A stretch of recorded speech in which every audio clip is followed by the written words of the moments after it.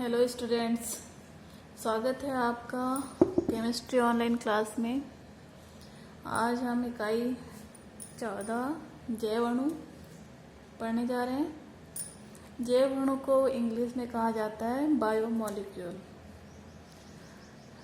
Biomolecule जो है ये जैव रसायन के अंतर्गत पढ़ा जाता है। आप लोगों को पहले ही बताया गया है कि जो रसायन विज्ञान है इसकी कई सारी शाखाएं हैं। उनमें से एक शाखा है जैव रसायन, जिसे कहा जाता है इंग्लिश में बायोकेमिस्ट्री। तो देख लेते हैं कि जैव रसायन क्या है। जैव रसायन विज्ञान की वह शाखा जिसमें जीवों में उपस्थित विभिन्न जैव अणु तथा सजीवों में होने वाली रासायनिक अभिक्रियाओं का अध्ययन किया जाता है। बोलने का मतलब कि जो सजीव होते हैं उनमें भी कुछ रासायनिक अभिक्रिया होती है और इन रासायनिक अभिक्रियाओं को कहा जाता है जैव रासायनिक अभिक्रियाएं।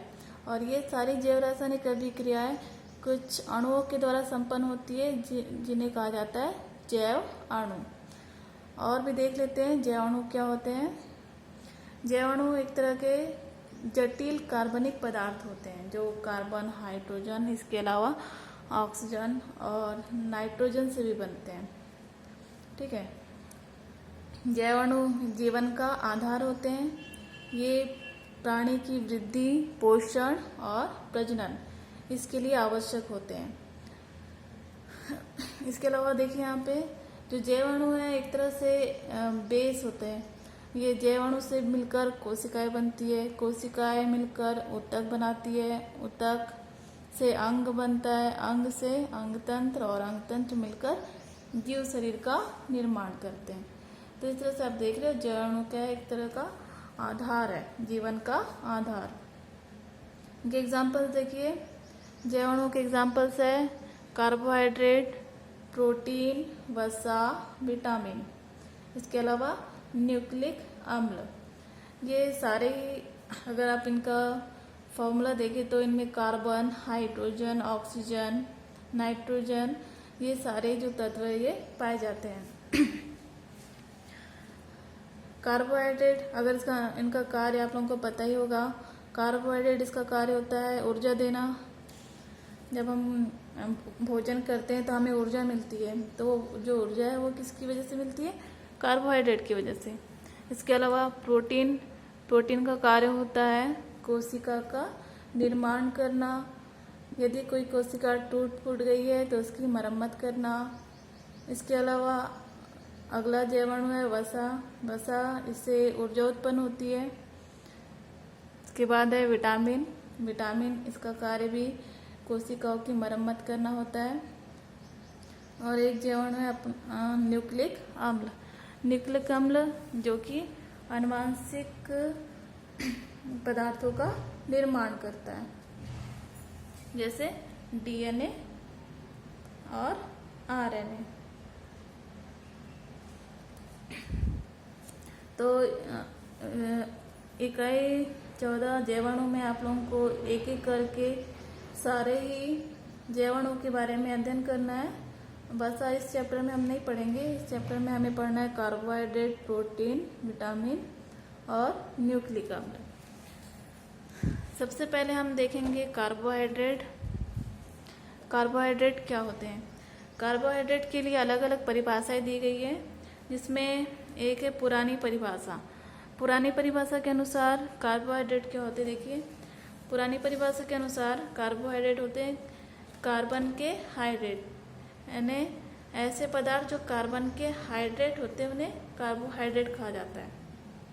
कार्बन के हाइड्रेट बोलने का मतलब hydrate means water H2O and carbon carbon के हाइड्रेट। उस आधार पर अगर हम सामान्य सूत्र बनाएं, कार्बोहाइड्रेट का सामान्य सूत्र बनाएं, तो इसका सामान्य सूत्र होता है CHH2OY, यानी ऐसे कार्बनिक पदार्थ जिनका सामान्य सूत्र CHH2OY होगा वे कार्बोहाइड्रेट कहलाएंगे। पर देखा गया है कि कई सारे पदार्थ जो है वो इस सूत्र को फॉलो करते हैं। कई सारे कार्बोहाइड्रेट इस सूत्र को फॉलो करते हैं और कई सारे कार्बोहाइड्रेट ऐसे हैं जो इस सूत्र को फॉलो नहीं करते। इसके अलावा और भी देखा गया है कि कई ऐसे पदार्थ हैं जो कार्बोहाइड्रेट नहीं है तो भी इस सूत्र को वे फॉलो करते हैं। तो इस तरह से एक तरह का डायलेमा था इस परिभाषा में। फिर भी हम देख लेते हैं और भी कुछ एग्जाम्पल्स के थ्रू इस परिभाषा को। जैसे ग्लूकोज का सूत्र होता है C6H12O6। अगर हम इसका एक सामान्य सूत्र बनाना चाहें CxH2O तो यहाँ पर कार्बन कितने हमारे पास 6, यानी X कितने हो गए 6। फिर H2O में 2 है, 2 × 6 कितना हो गया 12, यानी हाइड्रोजन कितने हो गए 12 और ऑक्सीजन कितने हो गए 6। तो इस तरह से इस ग्लूकोज का सामान्य सूत्र बन गया C6H2O6, जिसमें X 6 है और Y 6 है। इसी तरह फ्रक्टोज का भी सामान्य सूत्र जो है C6H2O6 होता है, जो कि इस सूत्र को फॉलो कर रहा है। इस आधार पर ये जो ग्लूकोज है, फ्रक्टोज है, ये कार्बोहाइड्रेट की पुरानी परिभाषा में फिट हो रहे हैं, इसलिए ये कार्बोहाइड्रेट है। लेकिन और भी एग्जांपल्स देखे गए, जैसे रेफिनोज एक तरह का कार्बोहाइड्रेट होता है और कार्बोहाइड्रेट होने के नाते इसे कार्बन का हाइड्रेट होना चाहिए, लेकिन देखा गया कि यह कार्बन का हाइड्रेट नहीं है। इसका सूत्र होता है C6H10O5 और इसका सामान्य सूत्र CxH2O में ये परिवर्तित नहीं हो सकता, मीन्स ये कार्बन का हाइड्रेट नहीं है। इसी तरह डीऑक्सीराइबोस, यह भी एक तरह का कार्बोहाइड्रेट है और कार्बोहाइड्रेट होते भी यह कार्बन का हाइड्रेट नहीं है। इस सूत्र को हम सामान्य सूत्र में परिवर्तित नहीं कर सकते, इसलिए यह भी एक कार्बोहाइड्रेट होते भी कार्बन का हाइड्रेट नहीं होने की वजह से ये पुरानी परिभाषा में फिट नहीं हो रहे। रेफिनोस और डीऑक्सीराइबोस दोनों ही जो है पुरानी परिभाषा में फिट नहीं हो रहे हैं। फिर देखा गया एसिटिक अम्ल ये कार्बोहाइड्रेट नहीं होता और कार्बोहाइड्रेट नहीं होने के बाद भी ये कार्बन का हाइड्रेट है। कैसे है देखिए, एसिटिक अम्ल का सूत्र होता है CH3COOH। अगर हम इसे सामान्य सूत्र CxH2O में परिवर्तित करना चाहें तो इसका सामान्य सूत्र हो जाता है C2H2O2, यानी यहाँ पर X हो गया 2 एंड Y हो गया 2। कैसे हुआ देखिए, कार्बन कितने हैं यहाँ पर 2 C2 और सामान्य सूत्र में H2O है हमारे पास, तो हाइड्रोजन कितने हो गए 1 2 3 4, हाइड्रोजन कितने हो गए 4 और ऑक्सीजन कितने 2, ऑक्सीजन 2। तो एसिटिक अम्ल का सामान्य सूत्र बन रहा है, यानी ये कार्बन का हाइड्रेट है। कार्बन का हाइड्रेट है लेकिन कार्बोहाइड्रेट नहीं है। इस तरह से हमने देखा कि कुछ कंपाउंड्स जो है वो कुछ कार्बोहाइड्रेट जो है वो पुरानी परिभाषा में फिट हो रहे हैं, कुछ कार्बोहाइड्रेट पुरानी परिभाषा में फिट नहीं हो रहे हैं। कुछ ऐसे भी कार्बनिक यौगिक जो कार्बोहाइड्रेट नहीं है, इसके पश्चात भी ये कार्बन के हाइड्रेट है पुरानी परिभाषा में फिट हो रहे हैं। तो इस तरह से डायलेमा वाली कंडीशन होने की वजह से पुरानी परिभाषा को मान्यता नहीं मिली। इसके बाद हम देखते हैं आधुनिक परिभाषा।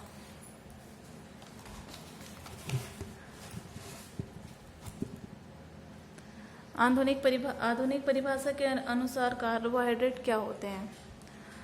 आधुनिक परिभाषा के अनुसार कार्बोहाइड्रेट ऐसे कार्बनिक यौगिक जो पॉलीहाइड्रोक्सी एल्डिहाइड या तथा पॉलीहाइड्रोक्सी कीटोन होते हैं।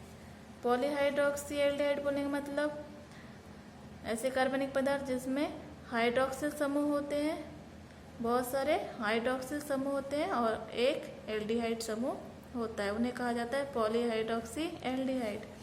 ऐसे पॉलीहाइड्रोक्सी कीटोन क्या होते हैं, जिनमें बहुत सारे हाइड्रोक्साइड समूह होंगे, इसके अलावा एक कीटोन समूह होगा C+O। तो ऐसे कार्बनिक यौगिक जिनमें पॉलीहाइड्रोक्सी एल्डिहाइड तथा पॉलीहाइड्रोक्सी कीटोन होते हैं उन्हें कार्बोहाइड्रेट कहा जाता है। या फिर ऐसे कार्बनिक यौगिक जो जल अपघटन के पश्चात पॉलीहाइड्रोक्सी एल्डिहाइड या पॉलीहाइड्रोक्सी कीटोन देते हैं उन्हें कार्बोहाइड्रेट कहा जाता है। तो ये तो हुई परिभाषाएं। इस जैसे जैसे हम और आगे पढ़ते जाएंगे तो ये चीज़ हमें और क्लियर होगी कि पॉलीहाइड्रोक्सी एल्डिहाइड और पॉलीहाइड्रोक्सी कीटोन क्या होते हैं। जब हम इनकी संरचनाएं समझेंगे, जितने भी कार्बोहाइड्रेट इनकी संरचनाएं समझेंगे तब ये और भी अच्छे से क्लियर होगा। चलिए आगे हम पढ़ते हैं कार्बोहाइड्रेट का वर्गीकरण। कार्बोहाइड्रेट का अगर हम वर्गीकरण देखें तो कार्बोहाइड्रेट को मुख्य रूप से 3 आधार में बांटा गया है। पहला, स्वाद के आधार पर कार्बोहाइड्रेट। दूसरा, जल अपघटन के आधार पर कार्बोहाइड्रेट। तीसरा, अपचायक गुण के आधार पर कार्बोहाइड्रेट।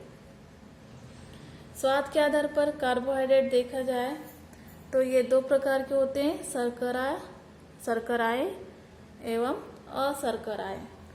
शर्कराएं बोलने का मतलब ऐसे कार्बोहाइड्रेट जो स्वाद में मीठे होते हैं। ऐसे कार्बोहाइड्रेट जो स्वाद में मीठे होते हैं उन्हें शर्कराएं कहते हैं और ये पानी में घुलनशील होते हैं। पानी में घुलनशील। एग्जाम्पल देखते हैं। इनके एग्जाम्पल है ग्लूकोज, सुक्रोज। ये स्वाद में मीठे होते हैं। इसके अलावा अशर्कराएं यानी ऐसे कार्बोहाइड्रेट जो कि स्वाद में मीठे नहीं होते हैं, यानी स्वादहीन होते हैं। स्वादहीन होते हैं। जल में अविलेय होते हैं। जल में अविलेय और अक्रिस्टलीय ठोस होते हैं। अक्रिस्टलीय ठोस होते हैं, उन्हें अशर्कराएं कहा जाता है। इनके एग्जाम्पल्स है स्टार्च,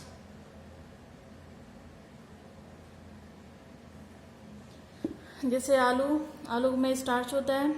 आलू को जब पानी में डुबा दिया जाता है कुछ देर के लिए तो जो स्टार्च है वो पानी में नहीं घुलता है, इसलिए वो आलू में जो पदार्थ पाया जाता है वो क्या है, एक तरह का अशर्करा है, स्टार्च। इसके अलावा सेल्यूलोज।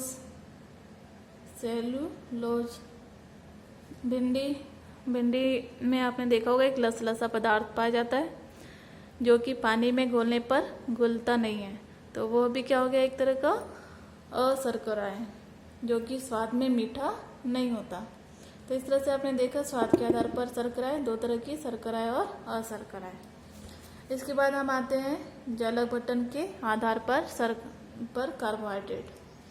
जल अपघटन के आधार पर कार्बोहाइड्रेट 3 प्रकार के होते हैं, मोनोसेकेराइड, ओलिगोसेकेराइड और पॉलीसेकेराइड।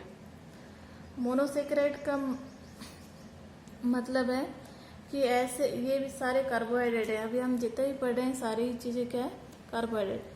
मोनोसेकेराइड एक तरह का कार्बोहाइड्रेट है और ऐसा कार्बोहाइड्रेट जो कि जल के द्वारा अपघटित नहीं होता। ऐसा कार्बोहाइड्रेट जो जल के द्वारा अपघटित नहीं होता उसे कहा जाता है मोनोसेकेराइड। इनके एग्जाम्पल है ग्लूकोज, फ्रक्टोज।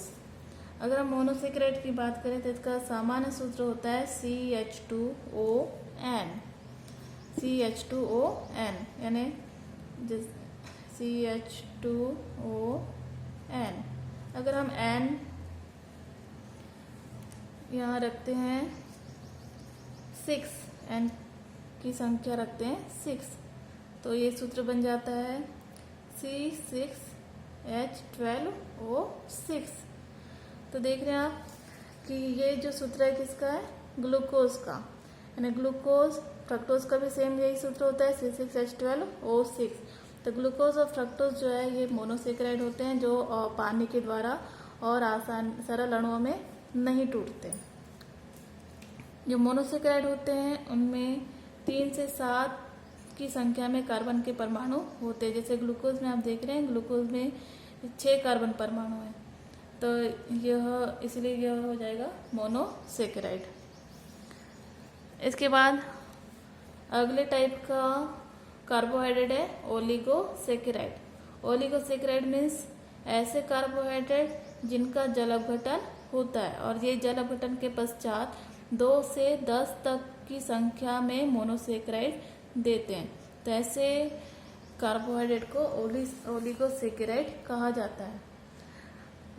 यहाँ पे बताया जा रहा है 2 से 10 की संख्या में। कुछ कार्बोहाइड्रेट अगर जल अपघटन किया जाए तो 2 मोनोसेकेराइड देंगे, कुछ 3 देंगे, कुछ 4, ऐसे करते करते तो कुछ कार्बोहाइड्रेट जो है वो 10 तक के मोनोसेकेराइड देते हैं। तो मोनोसेकेराइड जल अपघटन के पश्चात प्राप्त होने वाले मोनोसेकेराइड की संख्या के आधार पर फिर से ओलिगोसेकेराइड को वर्गीकृत किया गया है। इस आधार पर मोनोसेकेराइड जो है 3 प्रकार के हैं, डाइसेकेराइड, ट्राइसेकेराइड और टेट्रासेकेराइड। नाम से समझ में आ रहा है, डाई मीन्स 2 और सेकेराइड यानी ऐसे ओलिगोसेकेराइड या ऐसे कार्बोहाइड्रेट जो जल अपघटन के बाद 2 मोनोसेकेराइड देते हो तो उन्हें कहा जाता है डाइसेकेराइड। एग्जाम्पल ले लेते हैं हम, जैसे सुक्रोज।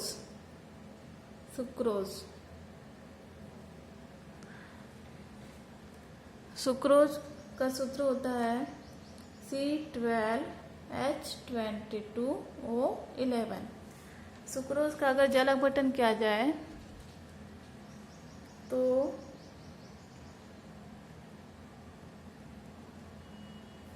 सुक्रोज जल अपघटन के पश्चात 2 मोनोसेकेराइड देता है, C6H12O6 प्लस C6H12O6। यानी सुक्रोज जल अपघटन के बाद देता है ग्लूकोज और फ्रक्टोज, इसलिए सुक्रोज जो है ये डाइसेकेराइड होगा। इसके अलावा और भी एग्जांपल्स हैं। सुक्रोज के अलावा माल्टोज, लैक्टोज, ये सारे जो कार्बोहाइड्रेट है ये डाइसेकेराइड है, क्योंकि ये जल अपघटन के बाद 2 तरह के मोनोसेकेराइड्स देते हैं। इसके बाद आते हैं हम ट्राइसेकेराइड की ओर। ट्राइसेकेराइड मीन्स ऐसे कार्बोहाइड्रेट जो जल अपघटन के पश्चात 3 मोनोसेकेराइड देते हैं, उन्हें कहा जाता है ट्राइसेकेराइड। इनके एग्जाम्पल है रैफिनोज,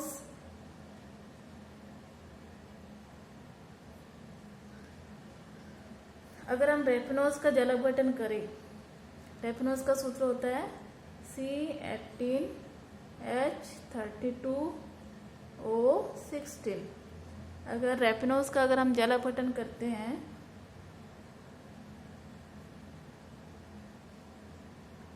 तो रैफिनोज जो है 3 तरह के मोनोसेकेराइड देता है, जिसमें एक होता है C6H12O6 जिसका नाम है ग्लूकोज। दूसरा मोनोसेकेराइड प्राप्त होता है हमें फ्रक्टोज, जिसका सूत्र भी C6H12O6 है। और तीसरा मोनोसेकेराइड हमें प्राप्त होता है गैलेक्टोज।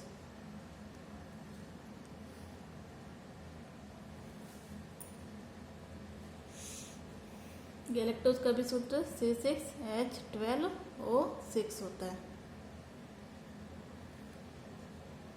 गैलेक्टोज।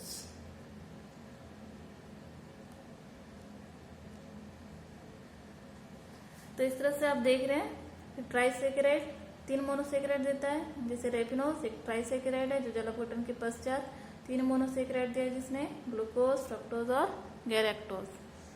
इसके बाद आता है टेट्रासेकेराइड। टेट्रासेकेराइड नाम से समझ में आ रहा है ऐसे कार्बोहाइड्रेट जो जल अपघटन के पश्चात 4 मोनोसेकेराइड देते हैं। तो इनका एग्जाम्पल है स्टार्च यरोज,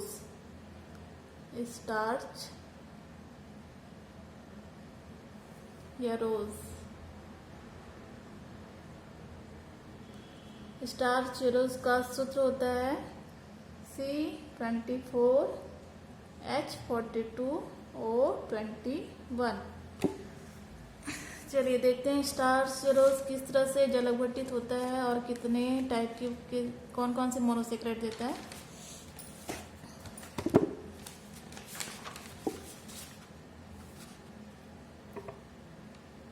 स्टार्च रोज C24H42O21 स्टार्च रोज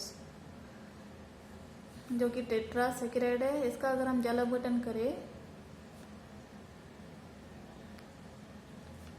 करें तो ये 4 टाइप के मोनोसेक्राइड दे रहा है, जिसमें 1 मोल ग्लूकोज का प्राप्त होगा हमें C6H12O6 ग्लूकोज। 1 मोल फ्रक्टोज का प्राप्त होगा C6H12O6 फ्रक्टोज। और 2 मोल गैलेक्टोज के प्राप्त होंगे। 2 मोल गैलेक्टोज C6H12O6 गैलेक्टोज। तो इस तरह से आप देख रहे हैं कि स्टार्च रोज जो है 4 मोनोसेक्राइड दे रहा है, 1 ग्लूकोज, 1 फ्रक्टोज और 2 गैलेक्टोज।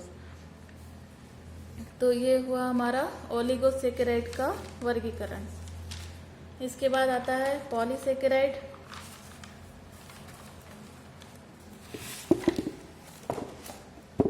पॉलीसेक्राइड मीन्स ऐसे कार्बोहाइड्रेट जो बहुत ही जटिल होते हैं और अत्यधिक संख्या में मोनोसेक्राइड देते हैं। अत्यधिक संख्या में मोनोसेक्राइड देते हैं, तो इन्हें कहा जाता है पॉलीसेक्राइड। इनके एग्जाम्पल हो जाते हैं स्टार्च, सेल्यूलोज, ग्लाइकोजन,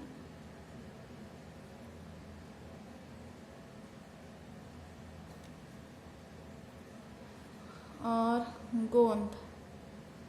ये सारे जो है पॉलीसेक्राइड है, जो बहुत अधिक मात्रा में मोनोसेक्राइड देते हैं। तो ये सारे इस तरह से आपने देखा मोनोसेक्राइड, ओलिगोसेक्राइड और पॉलीसेक्राइड